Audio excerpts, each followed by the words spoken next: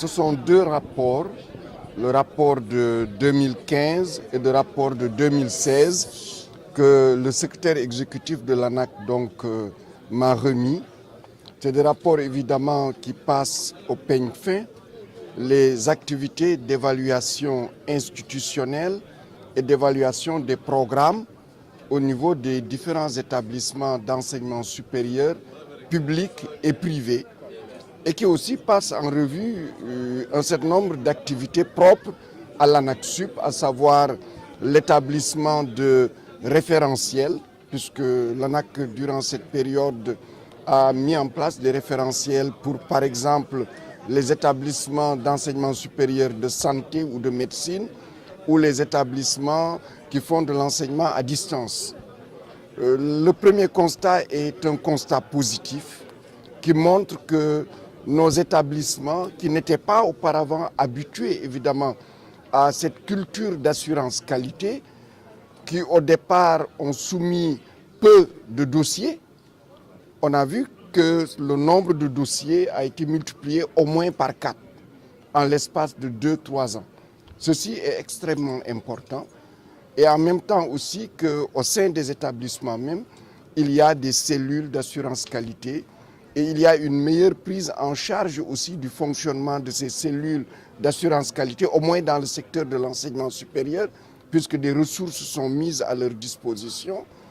Le rapport aussi montre qu'il y a évidemment dans cette procédure d'évaluation un certain nombre de difficultés, parce qu'il y a d'abord les rapports d'auto-évaluation, mais souvent, ces rapports d'auto-évaluation n'aboutissent pas. Et deuxième chose aussi, il y a qu'un certain nombre de difficultés sont apparues qui font que même là où on va jusqu'au bout des rapports d'auto-évaluation, certains dossiers ne réussissent pas évidemment à cause d'un certain nombre de difficultés. Et ces difficultés tournent essentiellement autour de la gouvernance des institutions, tourne aussi parfois autour des infrastructures, mais ça c'est surtout au niveau du privé, tourne aussi au niveau des équipements scientifiques et techniques, au niveau du personnel. Mais il y a quelque chose qui semble assez général, c'est malgré qu'on ait une loi sur le LMD, malgré qu'on ait des décrets d'application pour la licence, pour le master, pour le doctorat, il y a encore une difficulté à avoir une même compréhension du système LMD dans tous les établissements d'enseignement supérieur, publics et privés au Sénégal.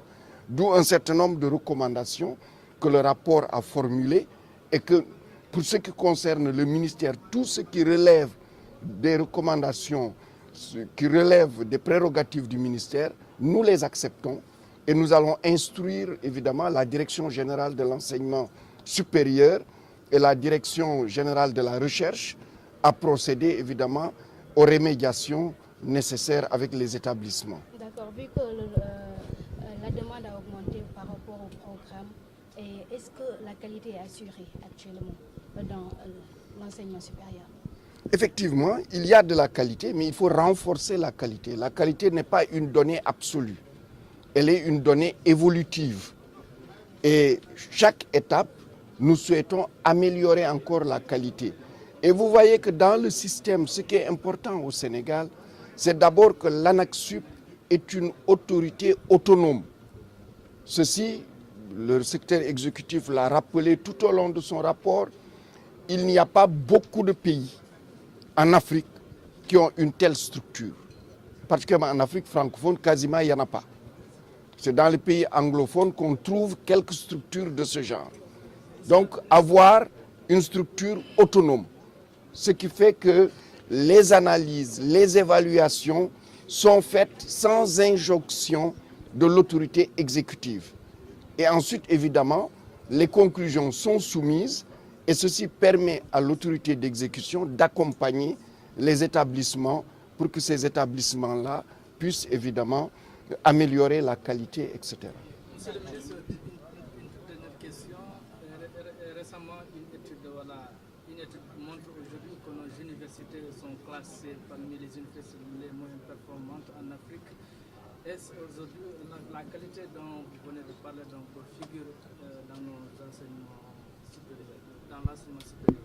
Alors je voudrais vous dire, chacun peut créer ses propres normes, classer les universités pour que ses propres universités soient les meilleures.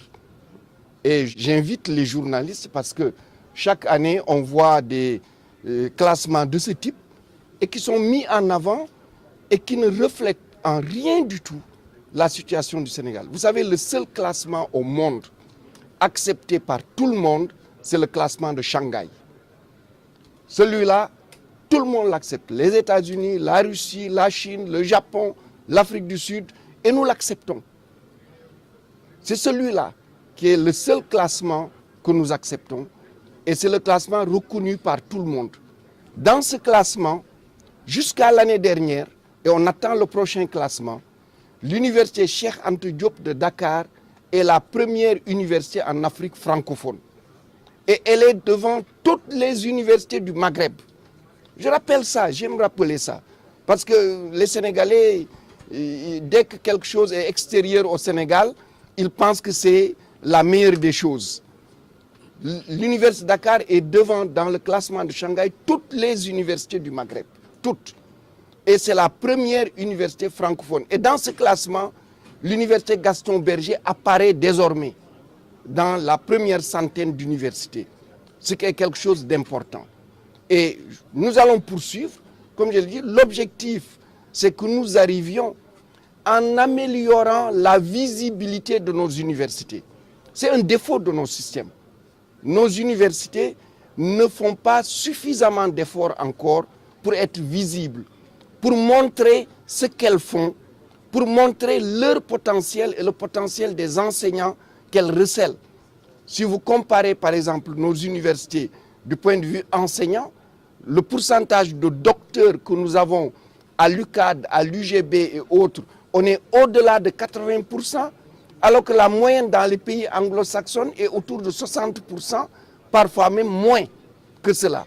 Mais il nous faut mettre en valeur cela, mettre en valeur les mémoires de master, les thèses de doctorat, les articles publiés. Je vous assure qu'avec seulement cela, nos universités vont faire un grand bond en avant.